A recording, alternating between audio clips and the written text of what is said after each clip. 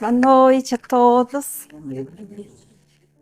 Estávamos com saudade de vocês e gratidão, né, por mais essa oportunidade de estar aqui com vocês nesse início de 2025. Nós chegamos ao término de mais um ano e estamos iniciando um novo ano. Um ano, né, o fim de ano comemorado somente no mundo material.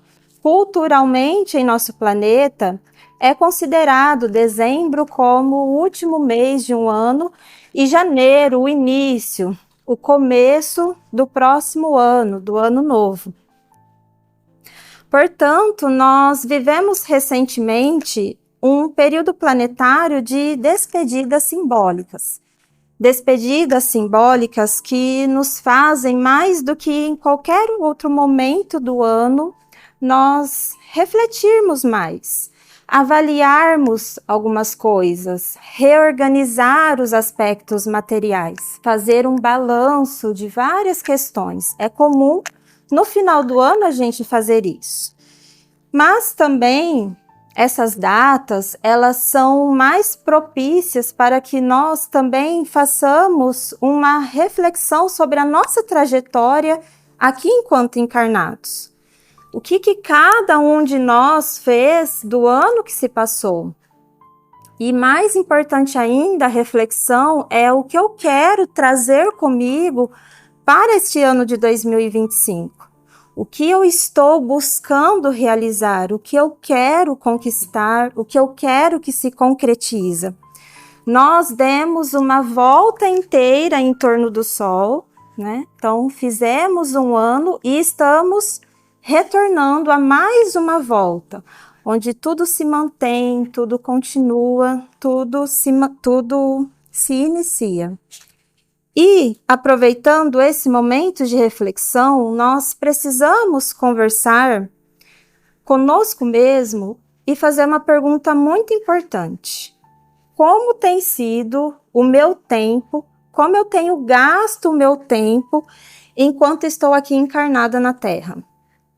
Nós precisamos sentar conosco mesmos e fazer essa conversa séria, adulta, do que eu consegui conquistar no ano que se passou. O que eu quero trazer comigo para o ano de 2025. E nós chegamos em um momento planetário em que essa conversa conosco mesmo, ela precisa ser mais séria, mais profunda, mais urgente. E por que essa urgência toda? Porque são chegados os tempos, nos é revelado isso na doutrina espírita. É chegado o tempo em que a Terra ela deve ascender, subir um degrau na escala evolutiva dos mundos. Porque a escola ela não pode depender da boa vontade ou da má vontade dos seus alunos. A escola, ela necessita seguir o seu fluxo, seu programa, o seu cronograma. Quem reprova são os alunos, quem fica são os alunos. A escola, ela continua. Esse é o significado de são chegados os tempos. A Terra, ela está progredindo, evoluindo, mas a reflexão é em nós. O que nós estamos fazendo para o nosso progresso íntimo, a nossa evolução espiritual? Os tempos, eles são chegados porque todos nós, sem exceção, estamos sob supervisão. Deus, ele estabelece tempos porque ele não fica a nos esperar indefinidamente. Deus respeita o nosso livre-arbítrio, mas ele não nos espera sem um prazo. E muitas vezes nós esquecemos do que nós verdadeiramente somos, a nossa verdadeira natureza.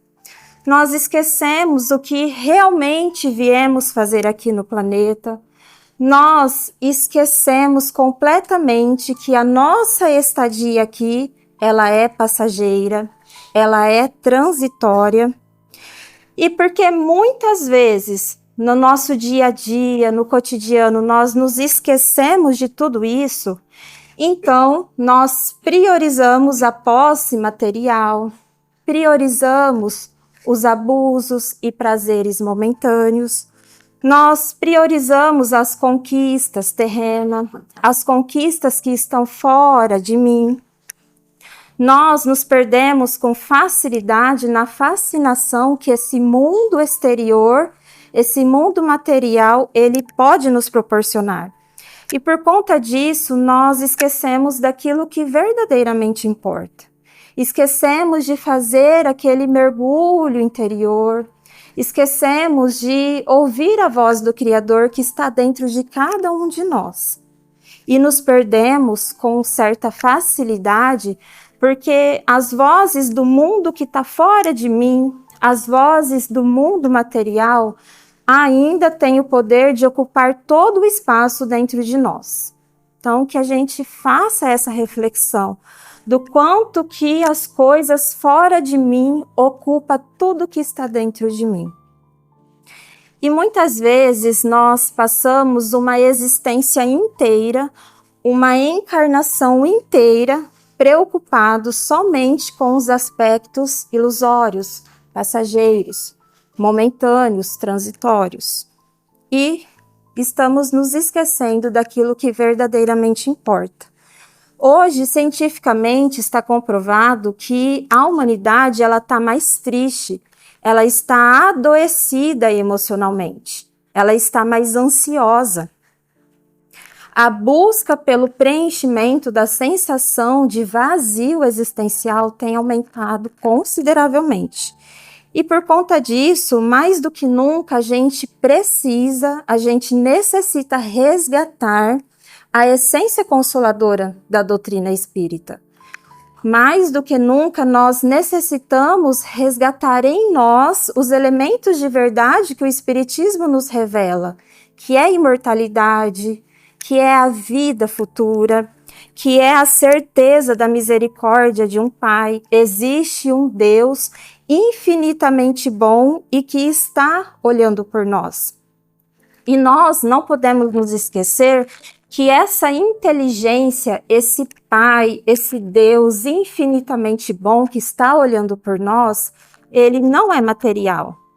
Nós não o enxergamos com os nossos olhos materiais. Ele é incorpóreo, ele não é de carne e osso. E uma outra coisa que a gente se esquece com muita facilidade é que há uma inteligência suprema e que transborda amor infinito nas nossas vidas. Então, naquele momento do nosso dia a dia, do nosso cotidiano, quando a gente sentir uma forte dor, uma aflição, a gente precisa lembrar desse amor infinito, dessa inteligência suprema que está direcionando as nossas vidas. E hoje nós vamos falar um pouquinho do Livro dos Espíritos. Nós estamos na questão 109 e nessa parte da questão 109, ela se refere à escala espírita. Lembrando que no estudo do Livro dos Espíritos, nós estamos abordando a segunda ordem dos espíritos, que fala dos bons espíritos. E que essa parte que nós estamos estudando não são perguntas e respostas, né, como eram as questões anteriores. Nessa parte são comentários de Kardec a respeito da escala espírita. Na questão 107, há duas perguntas anteriores, quando a gente estudou ela, Kardec ele nos falou que os espíritos bons, eles são classificados, são divididos em 4 classes. E hoje nós vamos falar da 4ª classe dos espíritos bons. Então, na questão 109, nós vamos falar dos espíritos sábios ou espíritos de ciência. Então, Kardec vai dizer que estes espíritos sábios distinguem-se especialmente pela amplitude de seus conhecimentos. Preocupam-se menos com as questões morais do que com as científicas, para as quais têm maior aptidão. Entretanto, só encaram a ciência do ponto de vista da sua utilidade e jamais dominados pelas paixões próprias dos espíritos imperfeitos. Então, os espíritos sábios, eles se dedicam quase que exclusivamente aos aspectos científicos, mas o que os diferenciam de nós, espíritos ainda imperfeitos, é que eles não utilizam os seus conhecimentos para benefícios próprios. Eles não utilizam aquilo que eles aprenderam, que eles conheceram, para suprir os interesses pessoais. Os espíritos sábios, eles utilizam os seus conhecimentos para a humanidade, em benefício do bem comum. Eles buscam nesses conhecimentos a utilidade que eles possam ter para proporcionar o bem-estar nos indivíduos, nas comunidades. Eles buscam, através desse conhecimento, melhorar as condições de vida daqueles que estão à sua volta.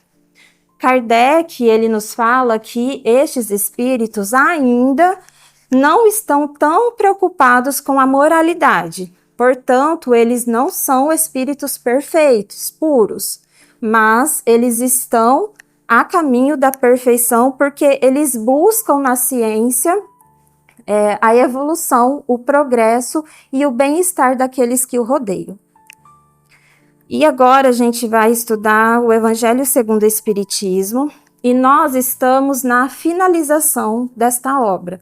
A gente está no último capítulo, no capítulo 28, que Kardec intitulou Coletânea de Preces Espíritas. O que nos chama a atenção desse último capítulo do Evangelho é porque existe no Evangelho segundo o Espiritismo uma coletânea de preces. Por que que o codificador do Espiritismo ele precisou finalizar o Evangelho segundo o Espiritismo trazendo um capítulo inteiro sobre orações, sobre preces? Por que que ele nos trouxe um conjunto de preces?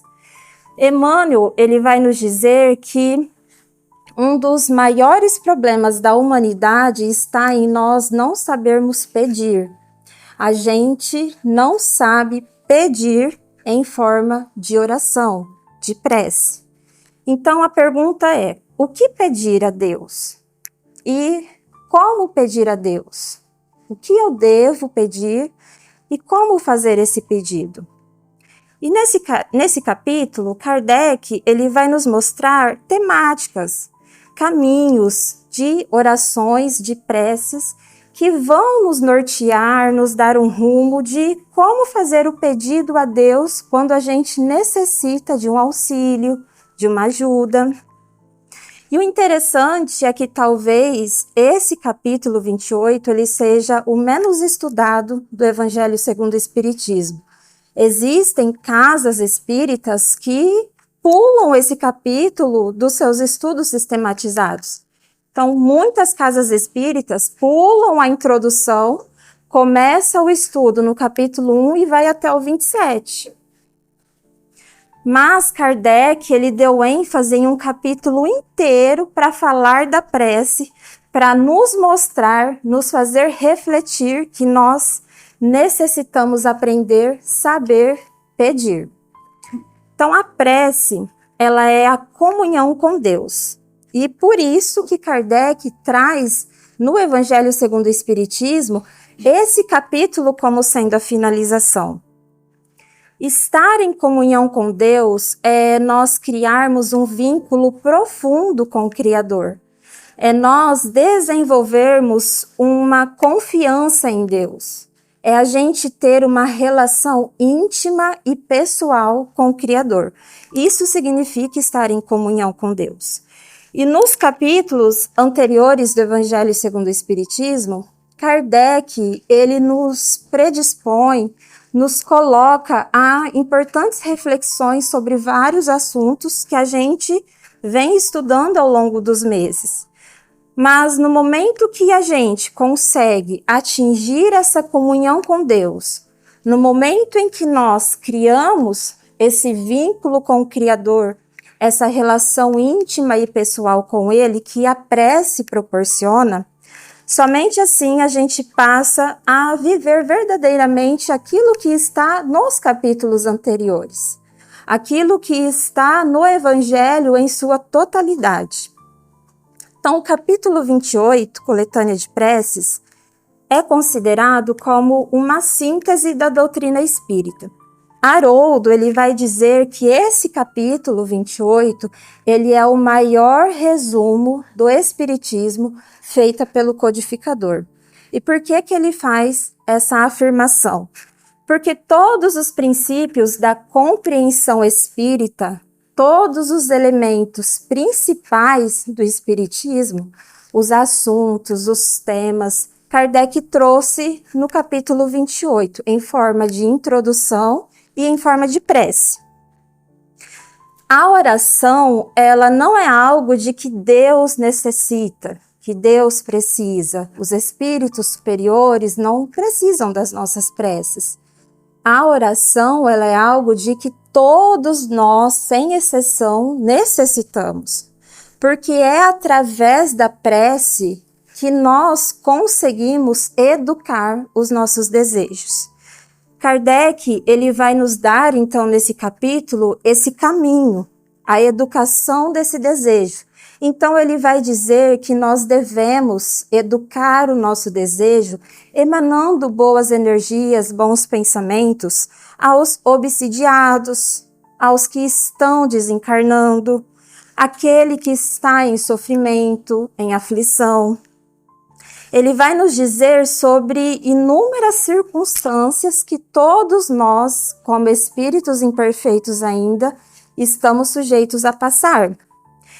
E hoje, dentro desse capítulo 28, nós vamos falar sobre o item prece feita pelos outros.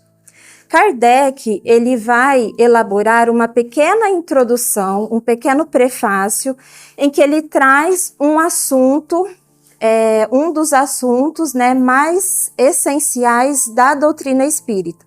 Então, ele vai falar do objetivo do assunto, da importância, para depois ele trazer uma prece. E essas preces, elas foram realizadas pelos espíritos superiores em inúmeros momentos durante a codificação do espiritismo. Então, Kardec vai dizer que o objetivo de nós realizarmos prece em favor de alguém tem temas como prece a alguém que esteja em aflição, prece graças por um benefício concedido a alguém, prece por um inimigo que eu sei que quer o meu mal, prece aos inimigos do espiritismo, prece por uma criança que acaba de nascer e prece por um agonizante. Então, são assuntos, temas muito interessantes de a gente se aprofundar e estudar. E ele vai nos dizer, nos trazer a reflexão que nós necessitamos pensar, emanar boas vibrações ao nosso próximo. É muito comum que quando a gente faz alguma prece, alguma oração, nós buscamos primeiramente fazer a prece a nosso favor. Então a gente faz inúmeros pedidos, súplicas a Deus e aos espíritos superiores para que eles olhem por nós, para que retirem mazelas, aflições, sofrimentos. Quando nós finalizamos as orações em favor a nós mesmos, aí sim a gente faz uma prece aos nossos familiares, a amigos muito queridos, pessoas importantes na nossa vida, pessoas próximas, para somente depois nós realizarmos orações a alguém mais distante, a um desconhecido. E aqui Kardec, ele não traz temas de prece como, por exemplo, fazer prece para quem esteja em aflição na minha família. Fazer prece para um agonizante conhecido meu, um agonizante muito querido meu. Kardec, ele nos fala prece em favor do outro, do próximo, seja ele quem for, inclusive prece por um inimigo. Então, Kardec, ele vai nos esclarecer que é muito importante nós orarmos por alguém, orar por alguém que esteja passando por uma prova difícil, por uma aflição. Não quer dizer que a pessoa que está passando pela prova difícil, ela será isentada daquela necessidade de passar pela prova. Não quer dizer que a sua prova será abreviada. As preces, elas não têm esse objetivo. Certamente, quando a gente faz uma oração em favor de alguém em aflição, essa oração, ela tem o poder de amenizar, aliviar, suavizar aquele sentimento de dor e sofrimento que a pessoa que está em aflição possa estar sentindo. E é através das orações, das preces, que nós conseguimos emanar pensamentos bons, energias, vibrações em favor daquela pessoa, e isso vai trazer encorajamento, fortalecimento para que ela passe pela prova difícil. Então, esses são os verdadeiros objetivos da prece em favor de alguém. E quando a gente ora para que uma outra pessoa receba uma graça, quando a gente faz preces para que alguém seja beneficiado com algo muito bom, Kardec vai nos dizer que esse tipo de prece, ele exige da nossa parte um desprendimento do sentimento de egoísmo e inveja. Ele vai dizer, Kardec, aquele que não é dominado pelo egoísmo e inveja, alegra-se verdadeiramente com o bem que acontece ao seu próximo. E aqui cabe uma outra reflexão também importante. Quem de nós, em algum momento das nossas vidas, já sentiu um pequeno incômodo com a conquista de alguém? Quem de nós, em algum momento, já sentiu um grande incômodo com a felicidade do outro? Esse incômodo que muitas vezes a gente sente quando alguém conquista algo, seja essa conquista o que for, esse incômodo é a ação do egoísmo dentro de nós. Esse amargor que muitas vezes a gente sente ao ver a felicidade de alguma pessoa, esse amargor é o sentimento de inveja e orgulho, egoísmo agindo, se manifestando dentro de nós. E por isso que Kardec diz que quando a gente faz uma prece pedindo graças, benefício a alguém, a gente tem que fazer essa prece muito seriamente. Porque às vezes é uma prece somente da boca para fora, das palavras, não atinge o coração e essa prece certamente não vai chegar até o próximo, não vai atingir o próximo. E aí Kardec traz um outro tipo de prece ao outro, e esse outro tipo de prece talvez seja humanamente a mais difícil, quase impossível da gente realizar, que é a prece a um inimigo que a gente sabe que ele quer o nosso mal. Esse, Kardec diz, é o tipo de oração mais difícil do espírito imperfeito realizar, porque também vai de encontro com os sentimentos muito enraizados, fortalecidos dentro de nós, que é o orgulho, a vaidade, o egoísmo. Porque pensar no bem e querer o bem daquele que a gente sabe que quer o nosso mal, essa é a sublime aplicação da caridade, nos diz Kardec. Praticar a caridade mais admirável e mais elevada. Essa é a verdadeira caridade, quando a gente quer o bem e verdadeiramente deseja o bem àquele que a gente sabe que espera, que quer o nosso mal. E Kardec nos diz que não desejar o mal a um inimigo é ser apenas meio caridoso. Então, você apenas não desejar nada de mal para alguém que você não goste ou que você sabe que não gosta de você, é ser apenas caridoso pela metade. E Kardec diz que não existe caridade pela metade. Ou é caridade ou não é caridade. A verdadeira caridade está em desejarmos verdadeiramente o bem àquele que nós sabemos que quer o nosso mal. Então, estudar o capítulo 28, ele nos relembra da importância que é esta reencarnação para cada um de nós. Porque ele nos relembra que nós não estamos aqui a passeio.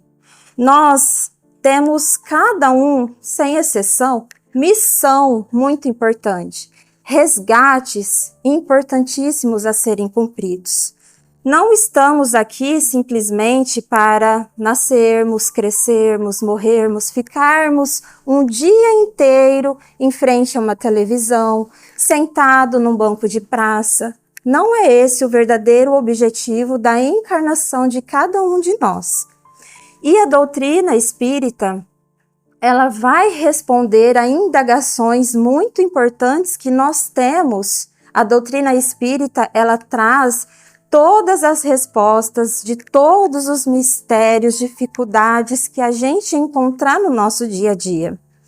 Daí a valiosa oportunidade que nós temos de nos aprofundarmos, de conhecermos cada vez mais o que essa ciência nova está revelando, o que essa doutrina está nos trazendo. A doutrina espírita, ela não precisa de defensores. O espiritismo, ele precisa de praticantes. O espiritismo precisa de testemunhas. Ele precisa de esforços da nossa parte para a gente domar as nossas más tendências, as nossas más inclinações. É somente aí que a gente vai se reconhecer como um verdadeiro espírita. E fazermos preces àquele que a gente sabe que quer o nosso mal.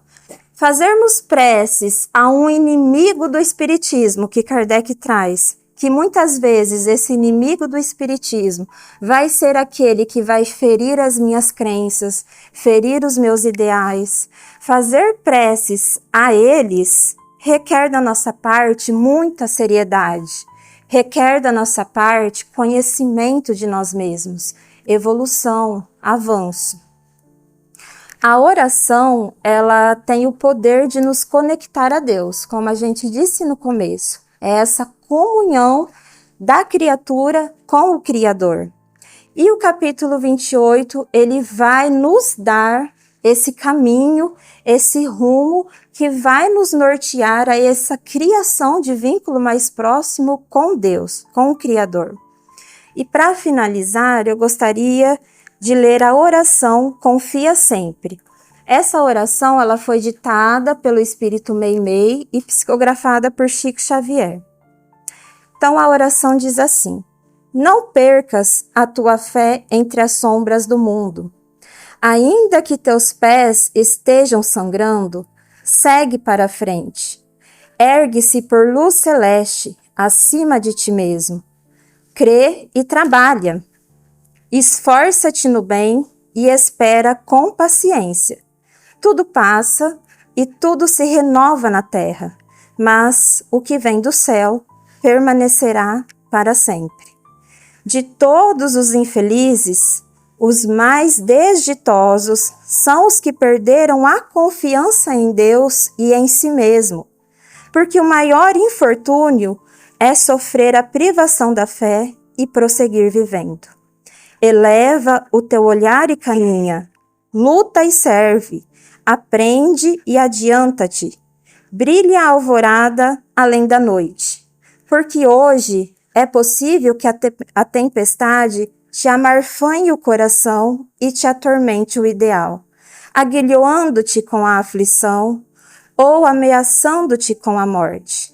Mas não te esqueças, porém, de que amanhã será um novo dia.